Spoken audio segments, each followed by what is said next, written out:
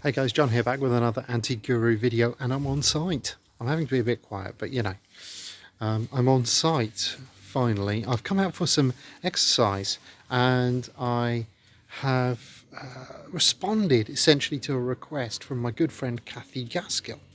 Now, Kathy's asked me to give a bit of exploration as to what I look for in a garden grabbing site. So what I've done is I've come down to one of my favourite garden grabbing examples in order to show you guys what I look for as a town planner. Join me in the next couple of minutes where I'm going to go through how you turn a site into something like that.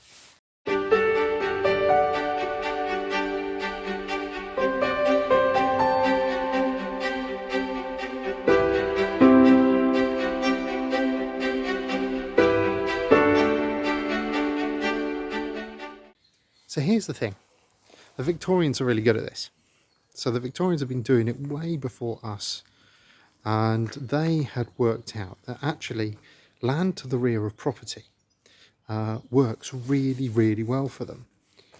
And one of my favourite roads in my hometown of Gosport is here. Now I'm not going to tell you what this place is called, because then millions of people will come down here. But if you live down here, if you live down here, then in reality, you know what I'm talking about.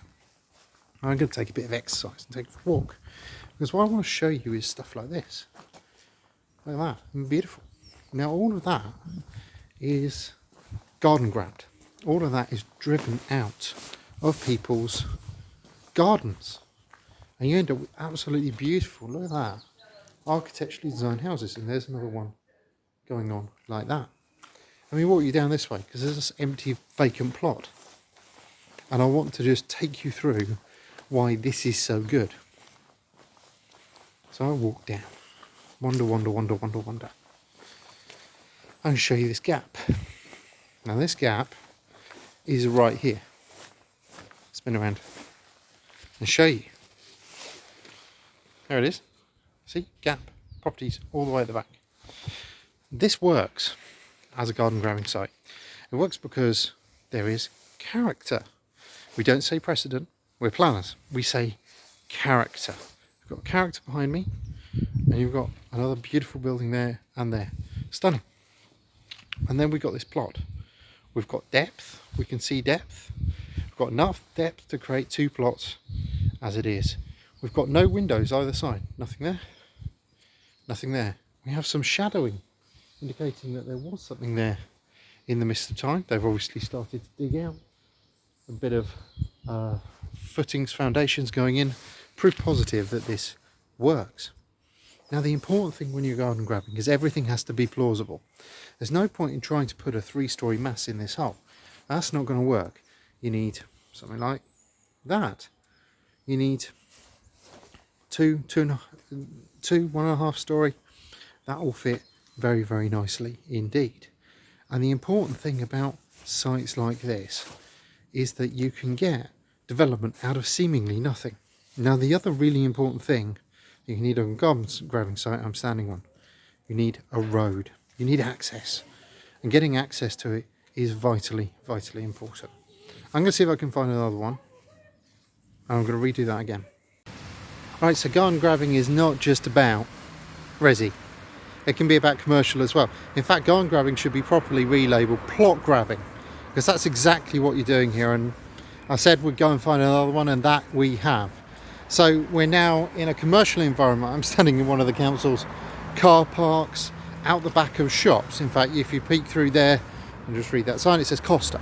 So we're talking land to the back of shops, and here we have our exposed character again. Beautiful. And these are relatively modern, built in the 80s, early 90s, along there. And then you've got the back of another shop sitting there, and then look right in the middle here, vacant, essentially a home to just air conditioning units, dead land, dead space, in a very, very sustainable part of town now. I look around, I'm in a car park, I'm standing in a car park, but that is a vacant plot. That's effectively a vacant plot. You read it as a vacant plot, and you could get the access to work on the ground floor just like that one there. You could get everything to work inside that mass, no windows on the side again, nothing there. If I come down here, nothing there and nothing there. So nice, dead, empty, vacant space.